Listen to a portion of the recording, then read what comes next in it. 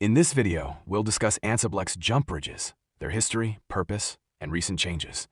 Introduced in winter 2018, Ansiblex jump gates improved on the earlier long-distance teleportation technology of old POS jump bridges by allowing subcapital and certain capital ships to travel without incurring jump fatigue. Gates operate in matched pairs within 5 light years. Linked gates do not need to belong to the same corporation or alliance, nor use the same access profiles. The stand-up generator 1 consumes fuel blocks upon activation and hourly, plus liquid ozone whenever a ship jumps through the gate. Ozone consumption depends on the connection's length and the ship's mass. Owners can use access control lists to manage who may use their gates and set tolls. Charges are based on the amount of ozone consumed, meaning larger ships pay more. Operators can therefore set predictable profit margins above their ozone costs. This increased the quality of life for player alliances and coalitions.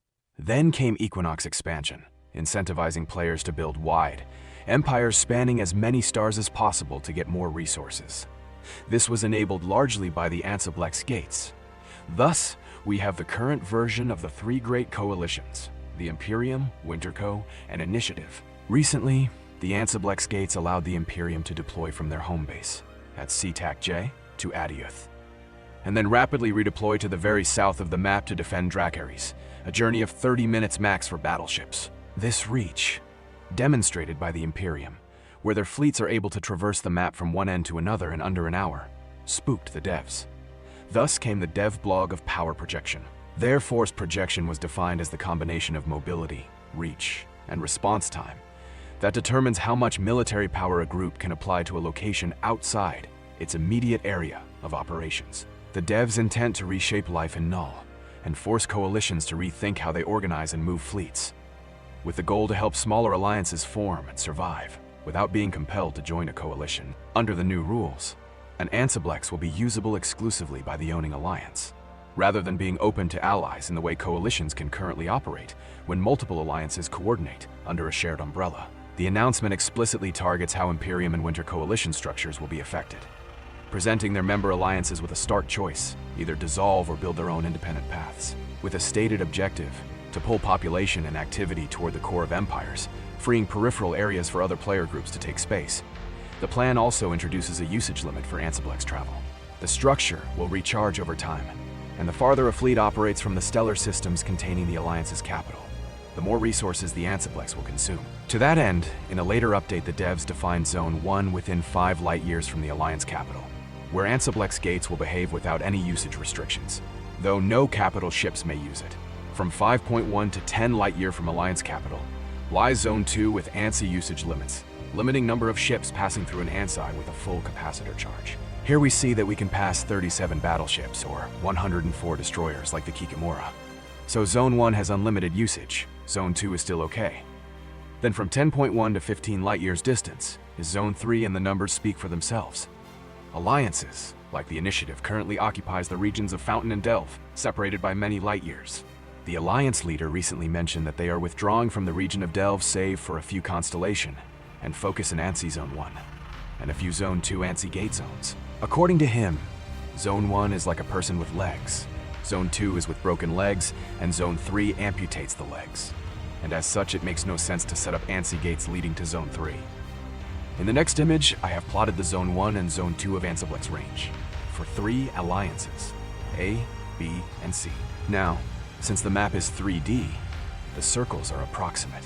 In showing the light-year range from Alliance capitals, we can see Alliance A and B have placed their capitals, such that their ANSI Zone 2 reaches into the other's home region, which is marked by the green circle.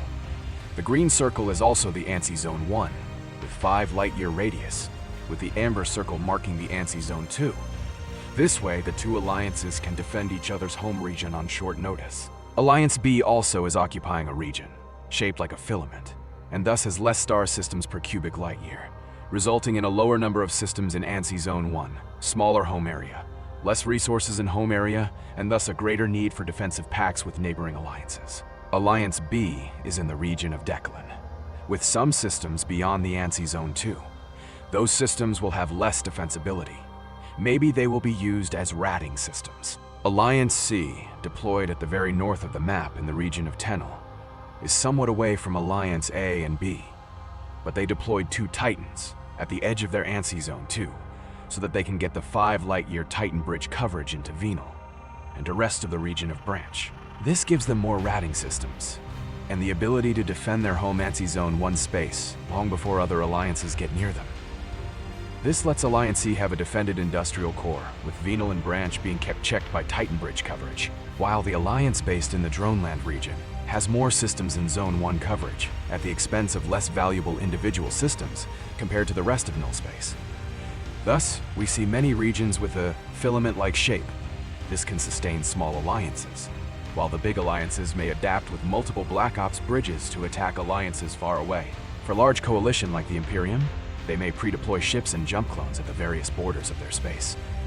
That way they may still defend their borders, albeit with more friction. So interesting times is upon us. The Imperium has survived Eve without Ansiblex gates.